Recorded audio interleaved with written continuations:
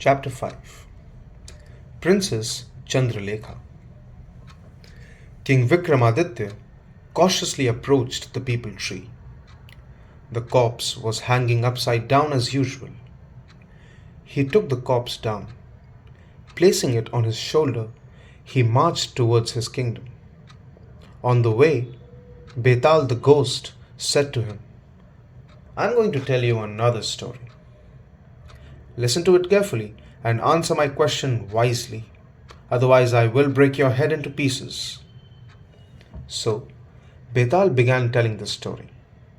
There was a beautiful princess named Chandralekha in the kingdom of Magadh. Many princes from far and wide wished to marry her. But to their disappointment, Chandralekha did not find any of them suitable. Days went by. Chandralekha's mother became worried. She was surprised that Chandralekha did not even find one suitable suitor. One day she asked Chandralekha, "Why have you rejected all the marriage proposals? Did you not like any of them? What qualities are you looking for in your future husband?"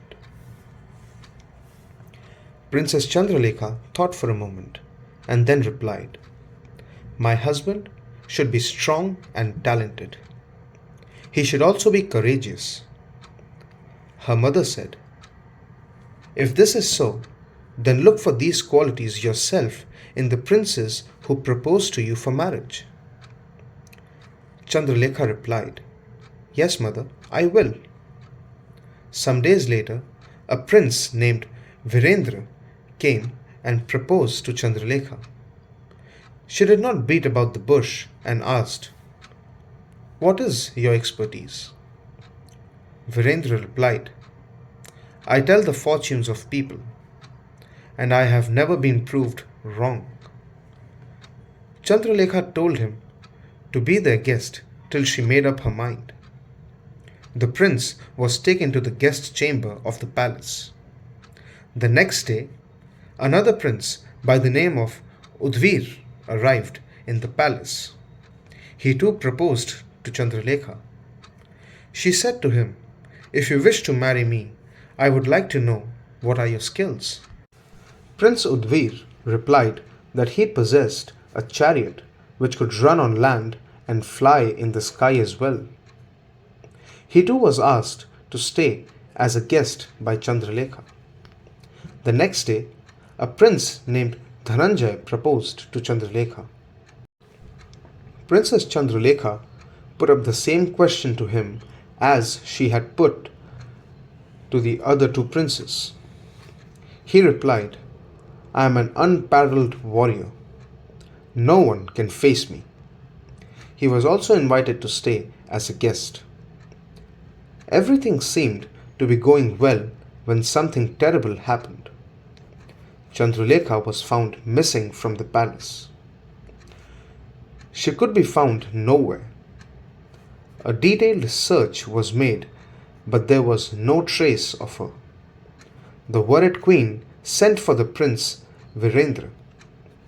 She said to him, "You must know by now that the princess is missing. You are a fortune teller. Please find out where she is." The prince went into a trance. Then he made some calculations on a piece of paper and said, "A giant in the hope of marrying the princess has kidnapped her." The panicked queen went to her room. She summoned all the three princes in her room. Then she made a request to them, saying, "Please save my daughter Chandralekha." The three princes got down to work immediately. Prince Virendra drew a map to reach the giant's palace. Prince Udvir offered to take the two princes in his magical chariot. Prince Dhananjay drew his sword and they all flew in the chariot towards the palace of the giant. The giant was furious to see the three princes in his palace. He rushed to fight against them. Dhananjay faced him A fierce fight took place between him and the giant. Finally, Dhananjay cut off the giant's head with his sword. The giant lay dead. All three princes were very happy. Chandralekha and the three princes returned to the kingdom. The queen was very happy to see Chandralekha alive and well. She, she thanked all the three princes. Now all was well. Everybody was happy, but something new was happening. The three princes were arguing amongst themselves as to who should get the princess. Prince Virendra said, "If I had not told the whereabouts of the princess, you would not have found her. So it is me who should marry her." Prince Udvir argued, "It was due to my chariot that we could reach the giant's palace." Prince Dhananjay stated, "Had I not fought the giant, everyone would have been dead, and the giant would have married Chandralekha." Finally, it was decided that Princess Chandralekha should herself choose her future husband. Betal said, "Vikram, answer me now. Whom did she marry? Who was the most deserving of the three?" Let me remind you that all the three princes made almost the same contribution towards the release of Chandralekha from the hands of the giant. And as always, if you do not answer my question correctly, I will break your head into pieces. King Vikramaditya was silent for a few moments and then replied, "As the saying goes, might is right. So it would be Prince Dhananjay who was most suitable to marry Chandralekha.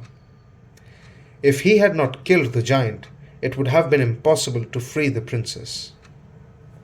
Betal said, "Rightly judged, Vikram, but you have spoken in spite of my warnings. Now I have no choice but to leave you and return to my tree." Having said so, Betal left the shoulder of King Vikramaditya and flew away. A furious King Vikramaditya drew out his sword and ran after Betal to catch him once again. The end.